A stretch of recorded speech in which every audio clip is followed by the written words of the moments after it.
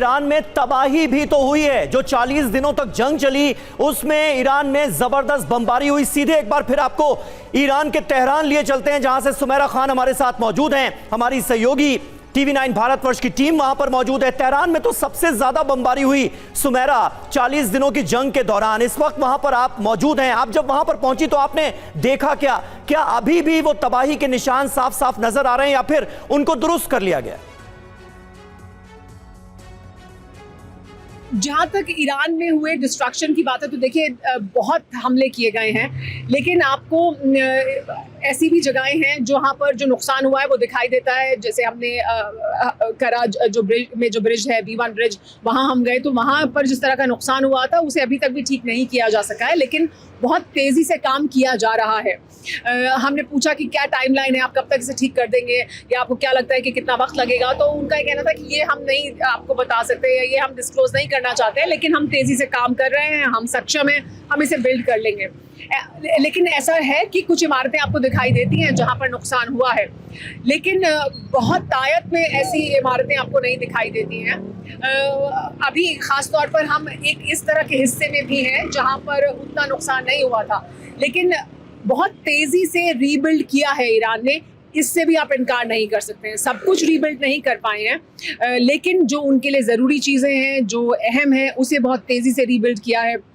ऐसी जगहें जहाँ पर मिसाइल अटैक हुआ है, हम वहाँ गए हैं और वहाँ पर इमारतों के शीशे टूट गए थे, वहाँ इमारतों को नुकसान हुआ था। तो अब बहुत हद तक 99% आप कह सकते हैं कि वो इमारतें रिपेयर कर ली गई हैं, ठीक कर ली गई हैं, लेकिन उसके बावजूद पूरी तरह से रीबिल्ड कर लिया हो या बहुत आपको बिल्कुल डिस्ट्रक्शन ना दिखाई दे, ऐसा भी नहीं है। यहाँ पे बहुत बड़ी तादाद में जो परिवार हैं जिनके घरों को नुकसान पहुंचा है, सिविलियंस हैं, उनको सरकार ने अपने खर्चे पर होटल्स में रखा है, इमारतों में रखा है। एक होटल जहाँ पर लगभग 600 परिवार रह रहे हैं, इसी तरह से कई और जो होटल्स हैं, कई और जो इमारतें हैं, उनमें लोगों को रखा गया है तब तक जब तक कि उनके घर बनकर तैयार होंगे। इनका खर्चा, इनके रहने का खर्चा सरकार उठाएगी। तो इस तरह के प्रबंध भी लोगों के लिए किए गए हैं और अभी भी लोग वहाँ रह रहे हैं। हम कोशिश करेंगे कि हम वहाँ भी जाएं और वो स्टोरीज भी आपके सामने लाएं। तेजी से रिबिल्डिंग का काम चल रहा है, लेकिन पूरी तरह से रिबिल्ड कर लिया गया हो ये नहीं कह सकते।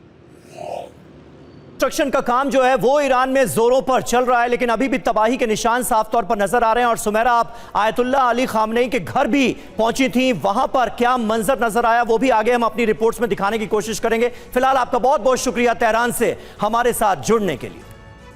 बढ़ते आगे और एक और बड़ी खबर का रुख कर लेते हैं। ईरान पर अमेरिकी इंटेलिजेंस रिपोर्ट, युद्ध से ईरानी सत्ता और मजबूत हुई है, ऐसा इस रिपोर्ट में दावा किया गया है। खामनेई के बाद IRGC का प्रभाव बढ़ गया है, सत्ता पर IRGC की पकड़ मजबूत हुई है। स्ट्रेट ऑफ हॉर्मुज पर ईरान का प्रभाव बरकरार है और वॉशिंगटन पोस्ट के हवाले से खबर आपको हम बता रहे हैं।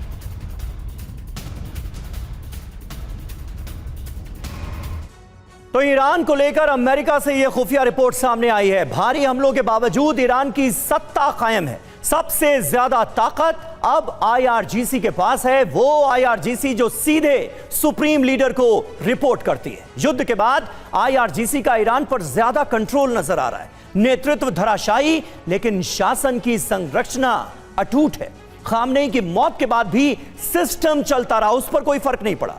शासन की संस्थाएं सक्रिय रहीं और कंट्रोल बरकरार रहा।